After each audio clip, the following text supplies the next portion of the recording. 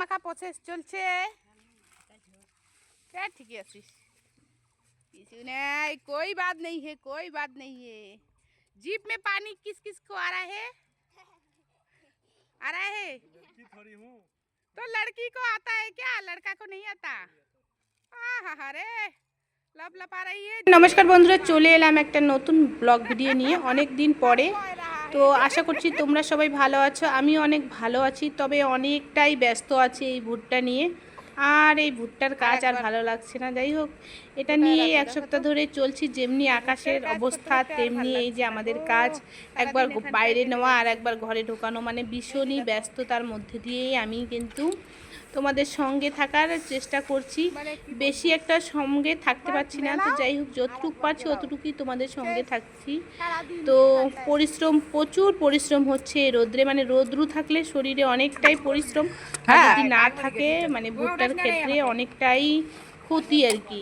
যখন রোদ্রু থাকলে হয়তো আমার 2 দিনেই শুকিয়ে যেত, কিন্তু রোদ্রু না থাকার কারণে আমাকে এক সপ্তাহ ধরেই ঝুলতে হলো এই ভুট্টা নিয়ে। দেখতে থাকো ভিডিওটা, আশা করছি অনেক ভালো লাগবে। আর ভিডিওটা কেমন লাগলো অবশ্যই কিন্তু লাইক কমেন্টের মাধ্যমে জানিও। পুরো পাতাটা কেটে নিয়ে আসে রে ভগবান। হ্যাঁ এখন আনো। মানছি কি দেখবি যে মুখখানের অবস্থা।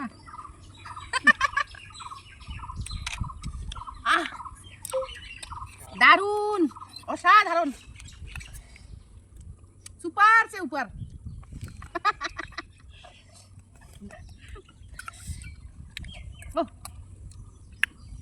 আমাকে খাওয়ার জায়গাটা হয়ে গেছে। নষ্ট হচ্ছে রে, নুনলে ভাত নষ্ট হয়ে যাবে।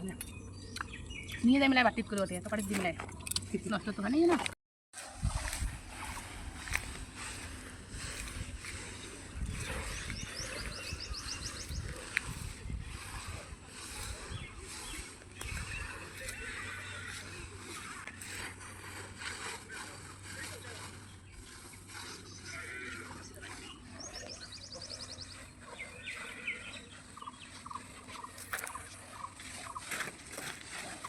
দুদিন থেকে রোদ্রু নেই, আজকে কিন্তু অনেকটাই রোদ্রু এসেছে জানো তো বন্ধুরা। তাই আজকে পুরো মানে আগে তো একটা প্লাস্টিকের মধ্যে সবগুলো দিয়েছি, তার কারণ সবগুলোতে ছড়িয়ে রাখলে আবার জোড়াতে অনেকটা সময় লাগে, অনেকটা কষ্ট। তাই আর কি আজকে অনেকটাই রোদ্রু উঠেছে এই ভেবে আমি কিন্তু দেখো পুরো মানে 3-4টা প্লাস্টিকের মধ্যে পাতলা করে মেলে দিয়েছি। আর এরকম দেখো এই প্রচুর কিন্তু রোদ্রু, আর এই দেখো একটা প্লাস্টিকের মধ্যে এরকম ঘুরিয়ে আর কি ছড়িয়ে দিতে হয়।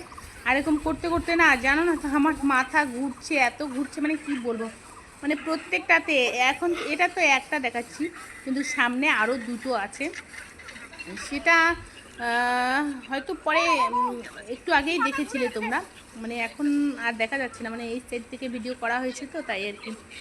আর এরকম ঘুরতে ঘুরতে দেখো আমি কিন্তু পড়ে গিয়েছিলাম, মানে এটা আমি শুটিং করছিলাম আর কি। যাই হোক, মজার বিষয় কী হয়েছে বলো তো, আমার এরকম পড়া দেখেই অনেকে চলে এসেছিলো কিন্তু আমাকে দেখার জন্য, কিন্তু আমি সেটাকে নিতে পারিনি, ভিডিওতে নিতে পারলাম না, কারণ ওনাদের বারণ ছিল আর কি, এই জন্য আমি নিইনি।